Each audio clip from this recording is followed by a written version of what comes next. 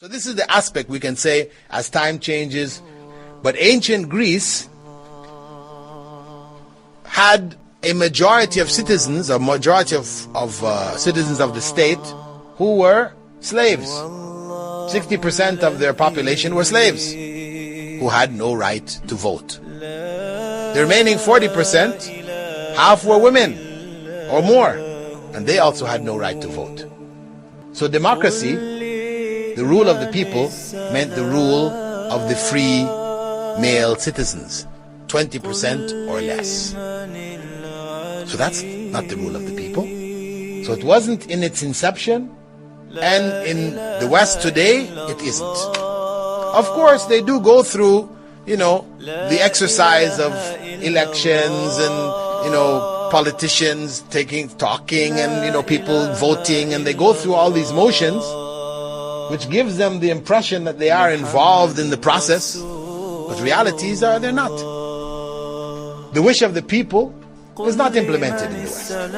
It is the wish and the desire of a small ruling element, and that has not changed. And even democracy as a system, the philosophy of democracy, and you should understand that it is not just a political system.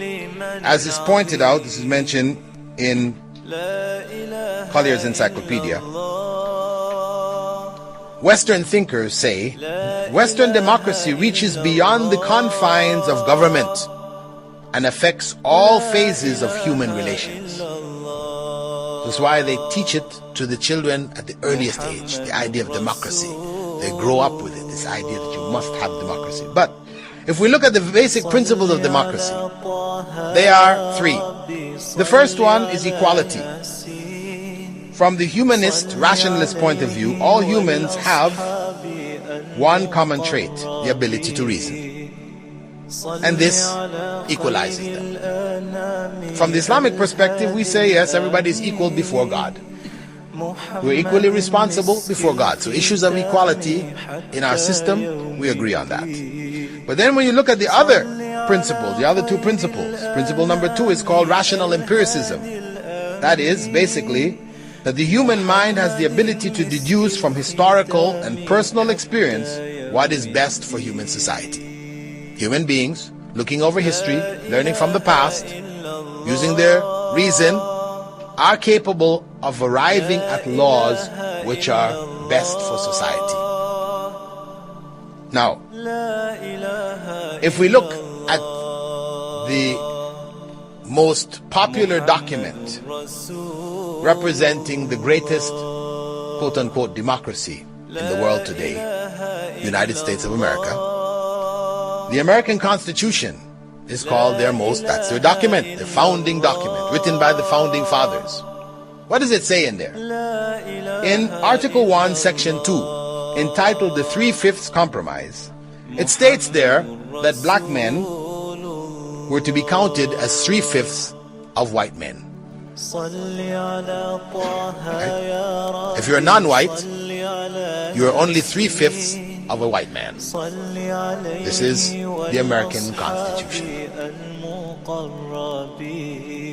So, were they capable of determining what really was best? Well, it was what was best for white people.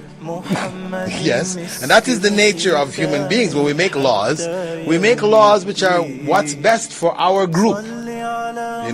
You can't look at everybody, so you look at your group, those who are close to you. So your laws benefit you, but when they benefit you, they're going to harm somebody else. That is the nature of human laws. And that's why we say no, as Muslims, that the judgment, the law should be with Allah subhanahu wa ta'ala. He's the one who should decide for us what is right and what is wrong. Let Him set the laws for society. The third principle, that of discussion and consent.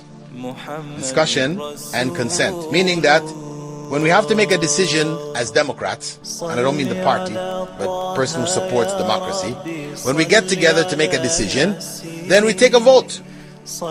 Whatever the majority wants, that now becomes our decision. Sounds good. I mean, on a basic level, it's okay. If you live in a community and you have to decide whether to put a stoplight at the crossroads which is in the middle of your community or not, and the majority of people hold that yes, we should put a stoplight there because there are accidents happening, etc., then no harm in taking a decision on the basis of that. But now, when right and wrong, good and evil is decided this way, you're in trouble. Because what it means is you have no moral foundation for your society. The moral foundation has been removed. Because what is good today becomes bad tomorrow. What is bad today becomes good tomorrow. So, you have no foundation for morality, which is what makes us human. Technologically in the West, yes, the West has, produced all kinds of stuff. Wonderful thing. Coming out of their ears, rockets, cars, submarines, everything, Look at the animals around. Running fast, okay, we have a car that goes so faster than the fastest animal. We have planes that fly faster than the fastest birds. We have submarines that can go deeper than the deepest fish, okay. We're able to do all those things technologically. But morally, what has happened to these societies? They are in moral chaos. The societies are crumbling from within because of this lack of moral foundation. And of course, the biggest expression of that is what we're facing from the West in its defense of homosexuality. Homosexuality, which back in the 60s was considered something evil and corrupt. The average American, when he was asked about homosexuality, used to say, oh, nasty, filthy, bad, an abomination unto the Lord. By the 70s, you ask the average American, what do you think about homosexuality? Alternative lifestyle. Different choices, people have different way they want to live. Different strokes for different folks. This was the change, complete change. In 10 years, people have changed radically. And this is a product of democracy. And not only do we have a change in the attitude towards homosexuals, meaning that's alternative lifestyle, with the pressure of the homosexuals, they want you to like them. Not only do you accept them, but you must like them. So those people who don't like them now are labeled ill, mentally deranged. The illness is called homophobia. Psychiatrists now treat it. If you have this, you can be sent in court. It's shown that you're homophobic. You can be sent to a psychiatrist as part of your punishment for him to reprogram you. So this is the danger. This is the big danger, which among the dangers that we're faced with, and that's only one example of many, many examples that we can give from the product of a lack of moral foundations. Whereas from the Islamic perspective, homosexuality is an evil. It is punishable by death.